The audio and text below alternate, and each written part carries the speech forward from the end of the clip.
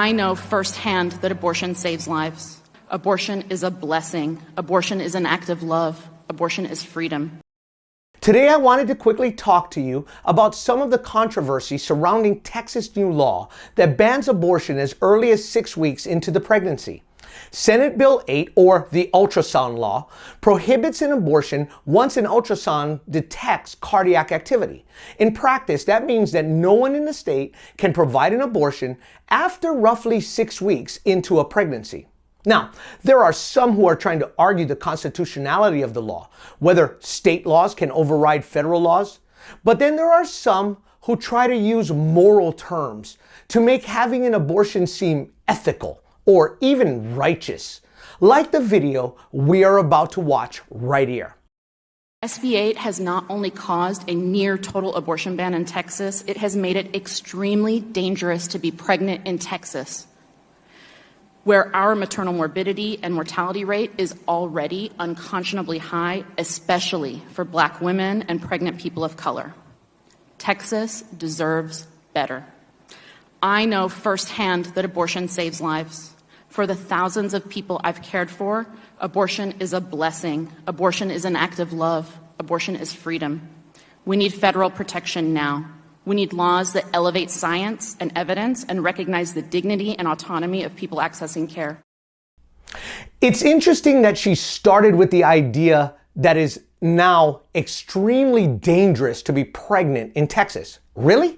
The maternal death rate in Texas, according to the Texas Health and Human Services Maternal Mortality and Morbidity Review in June of 2020, states that the amount of mothers who die having complications due to pregnancies or delivery hovers at about 15 to every 100,000, or 0.015%. This comes out to about 27 women annually. And although tragic, we have to keep in mind that it is only 0.049% of the 55,175 abortions that occurred in Texas over the exact same year. Let's compare that to the amount of people killed in traffic fatalities in Texas in 2020, which was 3,893, according to the Texas Department of Transportation statistics. Now, let's be fair.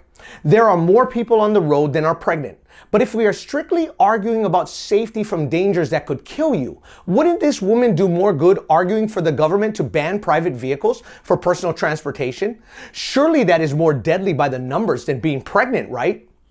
Therefore, the argument she is trying to make is not a scientific one based on math and statistics. Rather, it is a moral one trying to appeal to a sense of what is morally right or wrong. In other words, what she's doing is she's preaching a sermon. All we have to do is notice the words she chose to use: blessing, act of love, freedom, abortion saves lives. Now, if we claim the title of Christian, we would have to ask ourselves, how would Jesus respond to this? After all, he is the moral lawgiver and standard by which all morality should be measured. What would his position be? What would his heart be on this matter? Let's do exactly that, using words that Jesus himself spoke. The woman stated, "I know firsthand that abortion saves lives." Well, except for the life that is terminated on every successful abortion. Let's not kid ourselves. The goal of any abortion is to kill a person. So let's just call it for what it is. Yet, we know that Jesus loved children and desired to bring them to himself. In fact, Luke 18:16, Jesus called to them and said, "Let the little children come to me and do not forbid them, for such is the kingdom of God." Children, even infants, were special to Jesus. They were part of his priority, and he didn't want anyone or anything to hinder young people being brought to him. Sadly, abortion attempts to do exactly this. Next, the woman said abortion is a blessing. When I hear the word blessing, I immediately think to go to the Beatitudes that Jesus taught in his Sermon on the Mount in Matthew chapter 5. He said things like, "Blessed are the poor in spirit. Blessed are those who mourn. Blessed are the meek. Blessed are those who hunger and thirst for righteousness. Blessed are the merciful, and blessed are the pure in heart."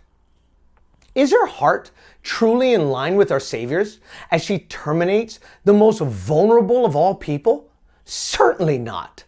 She then said, abortion is an act of love. Yet, Jesus defined love this way. This is my commandment, that you love one another as I have loved you. Greater love has no one than this, than to lay down one's life for his friends. And you are my friends if you do whatever I command you.